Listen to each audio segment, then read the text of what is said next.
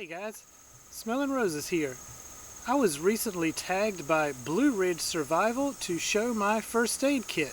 First, I just want to say that I am not a medical professional. I have received formal training in both first aid and CPR from several private consultant companies as well as the American Red Cross. And I have also taken a course in wilderness first aid from a recognized outdoor school. I won't mention their name because I don't want to really advertise that. But all that said, still anything that I may say is just my opinion and it's based on what is working for me.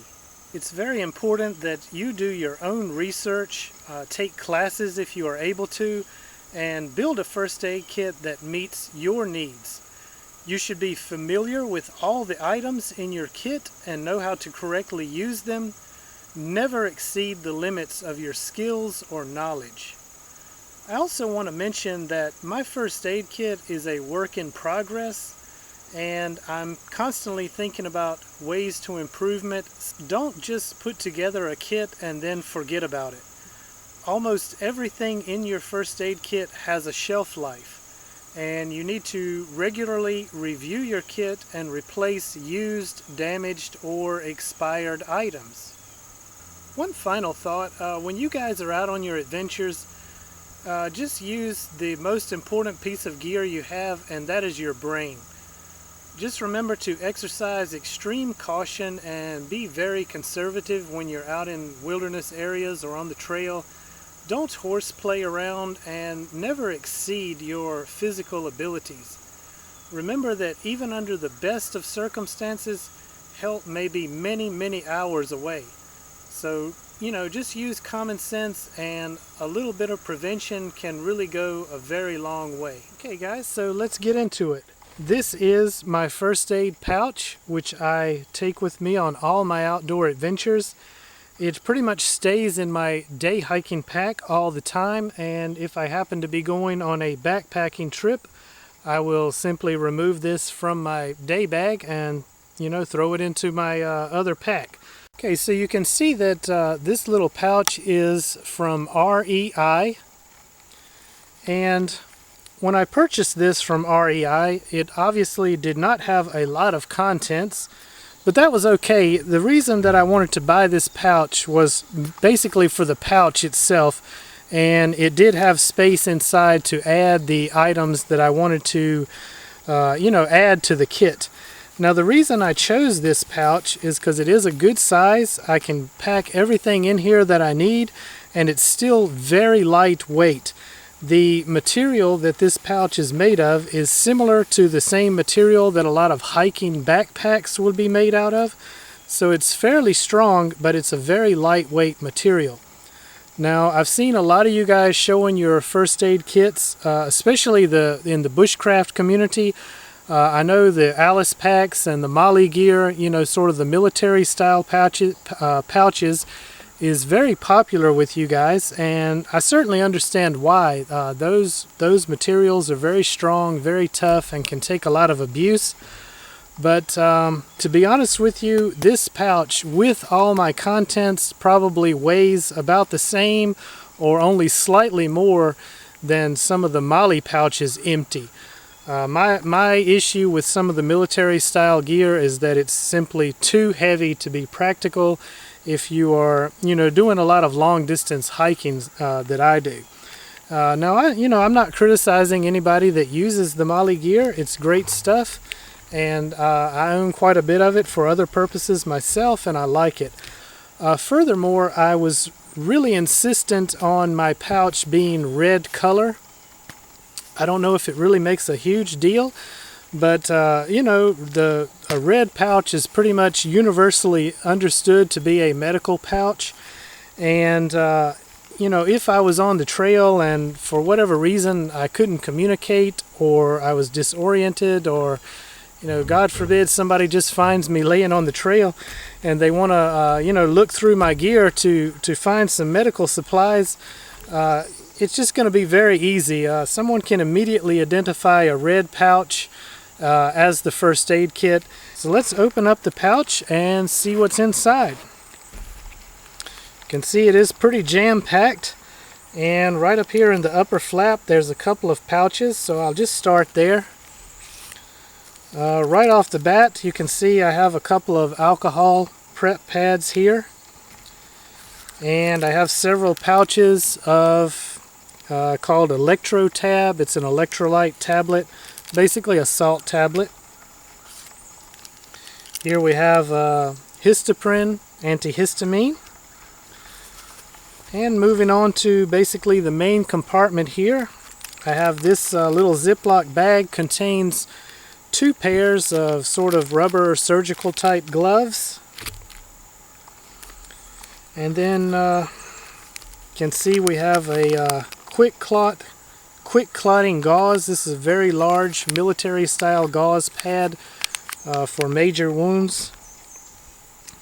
I have this little container. This says Tylenol, but I'm sure it's just a generic brand, but I keep acetaminophen type pain reliever in this little bottle.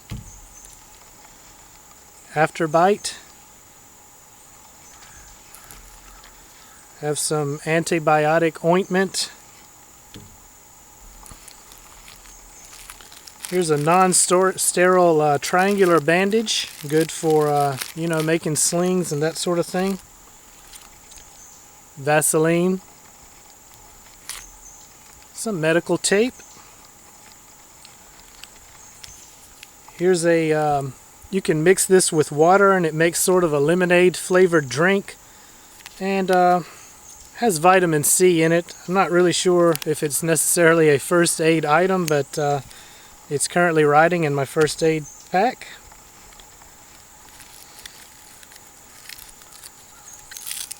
Have this sort of a brace type bandage. You could wrap this around your leg or knee, for example, if you had some type of sprain or muscle injury or fatigue. Here's some more antiseptic towelettes, wet wipes. I have quite a lot of those in here. A lot of these moist towelettes. And I've got an assortment of different size gauze pads and bandages, band-aids. Here's another large trauma pad. That pretty much completes the main compartment. So I do have these additional flaps here. We'll look what's inside. Again, I have some additional antiseptic wet wipes. Here's another one. Some of them are like alcohol pads and some are just like wet wipes, just like hand towels. Here's some of the alcohol cleansing pads. Another one, as I mentioned, I have a ton of those. And in here I have just some more different sizes and types of all different kinds of band-aids. You see, I don't know if you can tell in the video, but some are for like fingers and knuckles, the kind, you know, places where your skin moves or your body moves, and just different sizes of band-aids and bandages.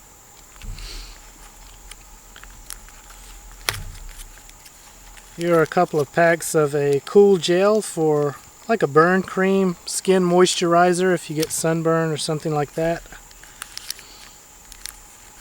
Some aspirin tablets.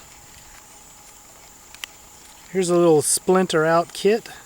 Never had to use that. I'm not sure how that would work, but it came in the kit, so pretty interesting. Kind of along those lines is I have this pair of tweezers with a magnifying lens. Could have a number of uses. Pair of sort of medical style scissors.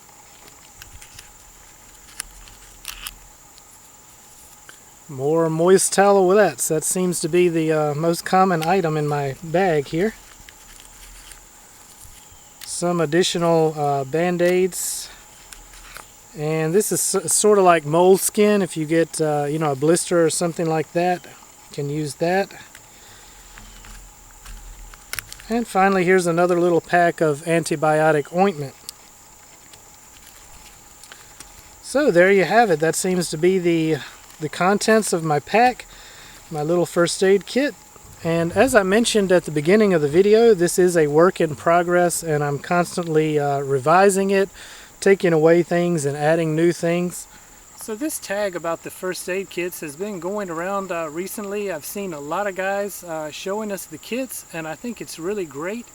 We can all learn from each other. So I would like to tag my good friend Chris, that hiking guy, and another good friend, Darby from RiverBendSurvival, and my buddy Paul, NEKCanoeist. My good buddy Osvaldo from Veracruz, Mexico, and his channel is TDS Survival or TDS Supervivencia. Amigo, enséñanos su botiquín de primeros auxilios. Alright guys, so hope you enjoyed this video. Thank you so much for watching.